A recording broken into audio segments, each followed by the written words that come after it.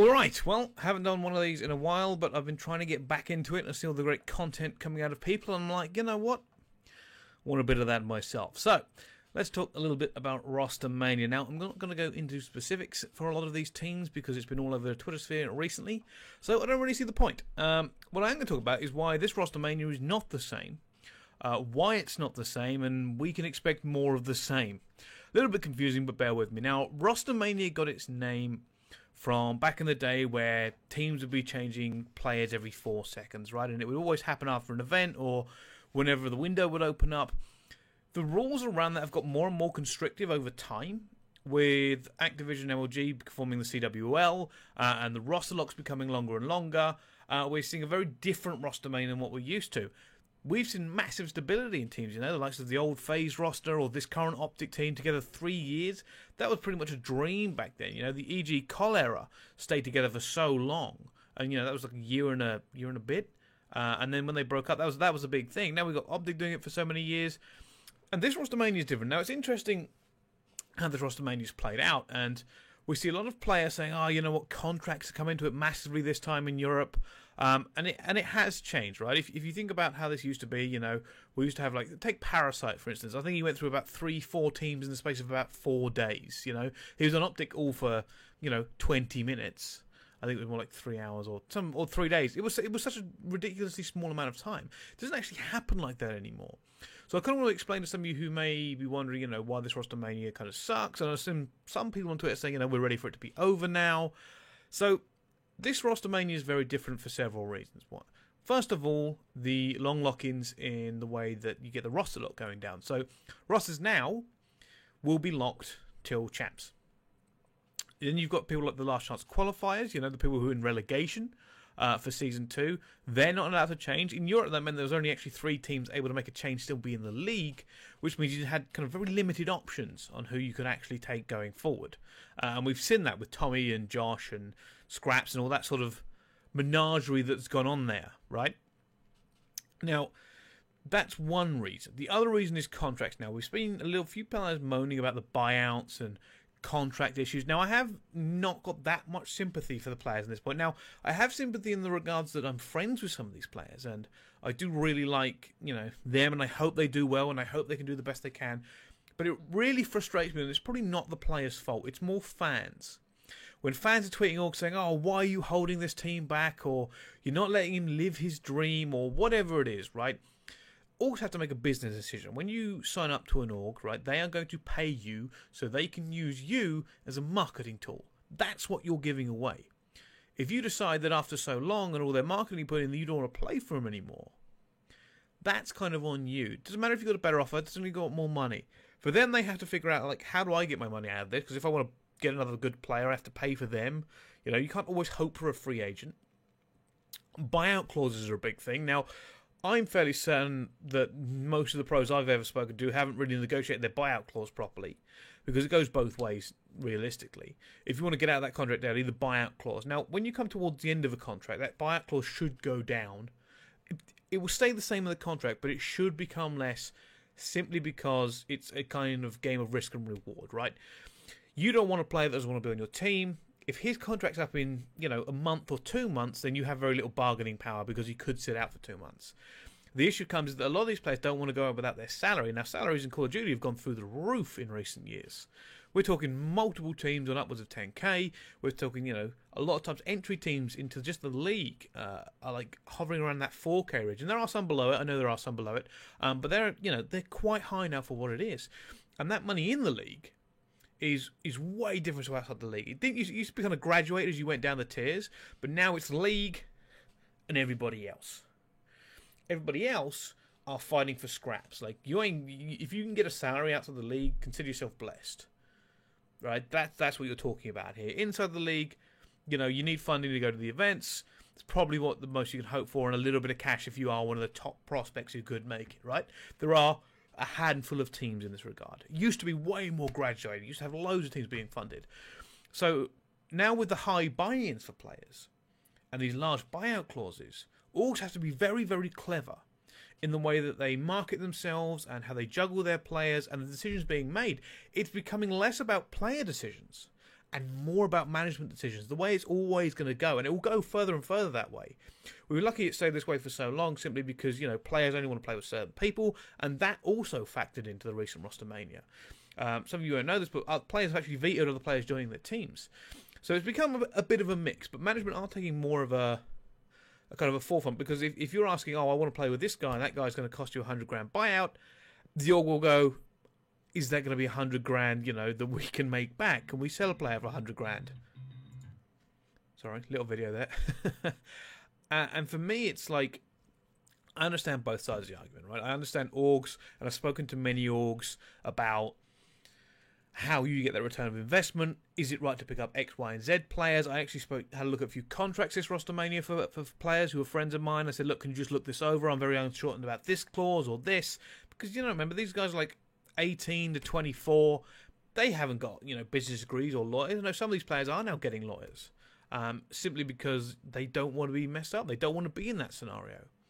And that's a lot of the reason that roster mania is taking so long, right? You have to have the exchange of contracts. I know in Europe there was this massive battle to kind of get these contracts sorted, and two teams made a bid, and it was going back and forth with the kind of the perception of a traded player and money versus the actual buyout clause, and what was coming for someone else. And sometimes you can get the case of, here's a lot more money, we'll take him.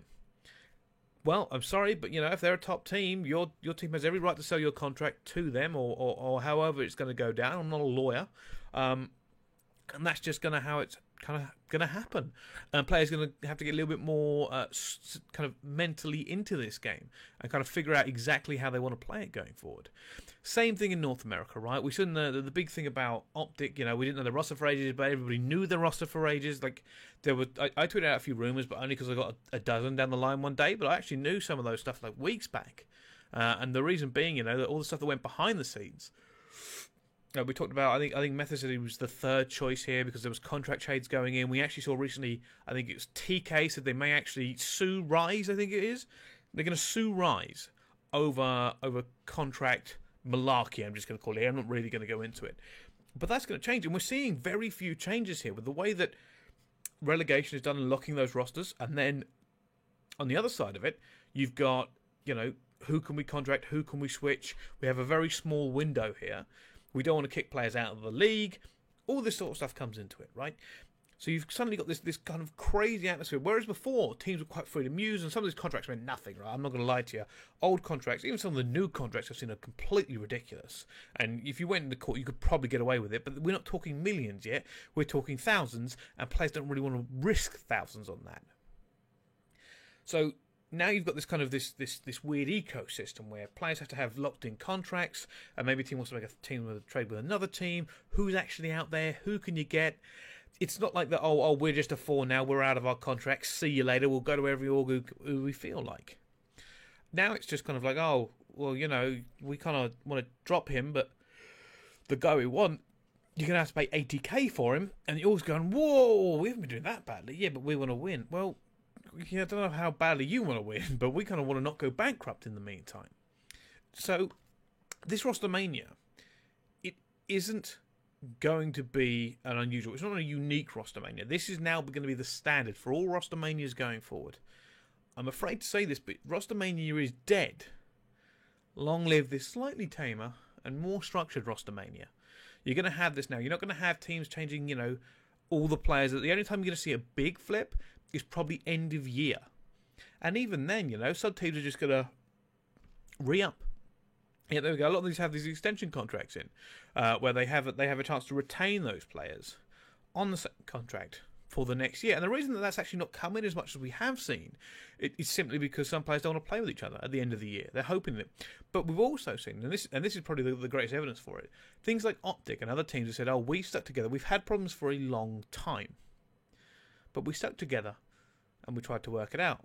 That's part of it. Part of it's also the fact that you couldn't get out of your contract, and the management didn't want you to get out of your contract because they quite like you, and they've probably spent a long time marketing to you to Scuff and Turtle Beach and all these other things they're trying to do. All their sponsors that come in, they're trying to build non-endemic sponsorships, so they get this money pouring in because the orgs, that's what they're betting on. They're paying for you to push their brand, so they can then get sponsorship for their brand to sell you. right?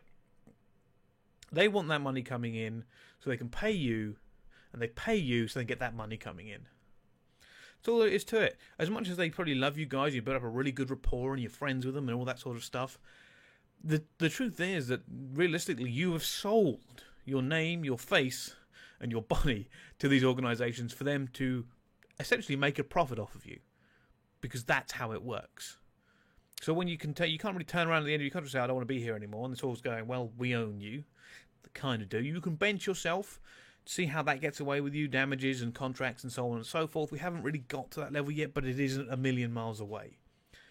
But Rostermania has changed, and it will remain like this for a long time. It will probably even get even more tame if we go into franchising, whereas the hype will be around 1 or 2 trades rather than 400 we used to get. Rostermania is not the same. We've actually seen a decent number of trades go down, but it is nothing like how we used to, especially with the fact you have to keep 2 of your team to stay in the league.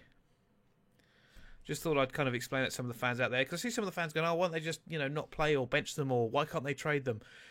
Rostermania isn't Rostermania anymore. It's just the transfer season. And that's it. If we get a dozen trades, it'll be a hectic transfer season. And this one's been pretty good.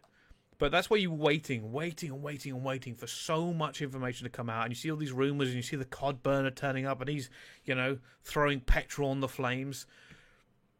Here's the interesting thing, though. COD burner, if he's under NDA with somebody and he's giving away secrets, could be in trouble. I imagine that he's not under NDA with any of the people that he gave the secrets away from, so he's okay. But this is why Rostermania has changed, and I thought I would explain so you don't get disappointed that we never see a crazy Rostermania again where, 8 people are on one team in 1 week and they all leave and disband and go back and forth. Also, on another note, that's the end of this video. I'm going to try and do some more of these videos. I'm probably the worst YouTuber. I think I am the worst YouTuber.